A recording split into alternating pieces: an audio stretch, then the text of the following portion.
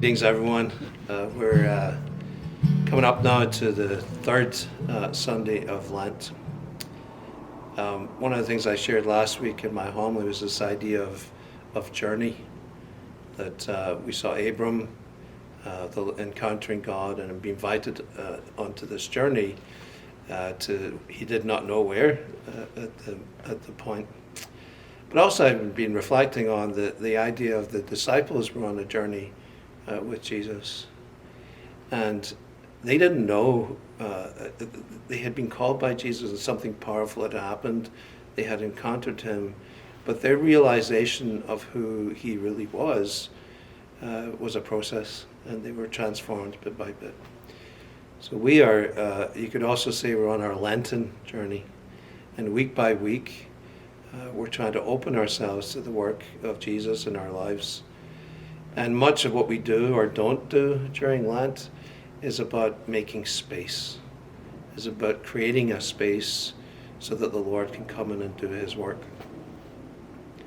Again, as I mentioned last week in my homily, we tend to be really good at doing things. As Catholics, we're hot-wired to do things for people, to do things for God. And that's so fantastic. We're supposed to do that.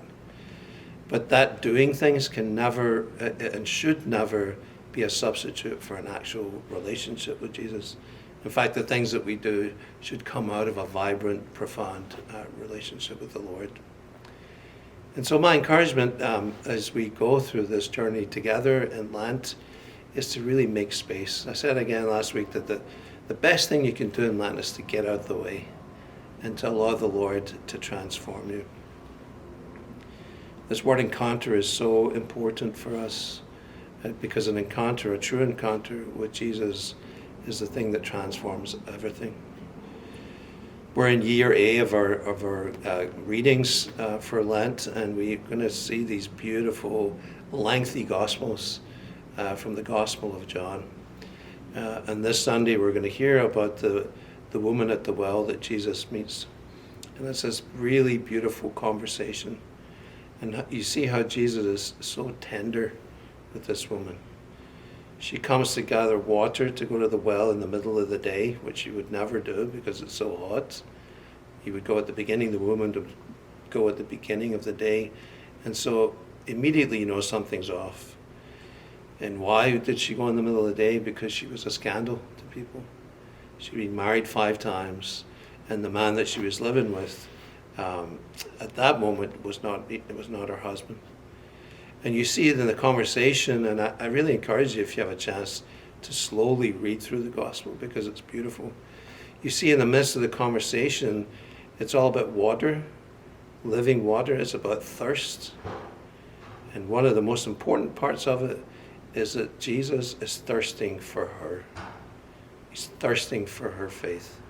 And what happens is this remarkable transformation where she goes and tells everyone in the town, come and meet someone who told me everything I ever did.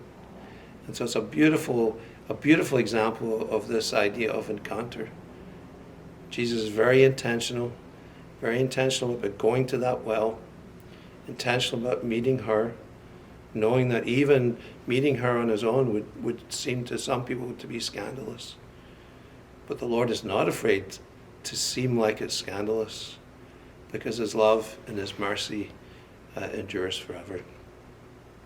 As you continue your journey of Lent, my prayer for you is that your heart would be open to a transforming encounter with Jesus, and that this Easter will be the most joyful Easter you've ever known.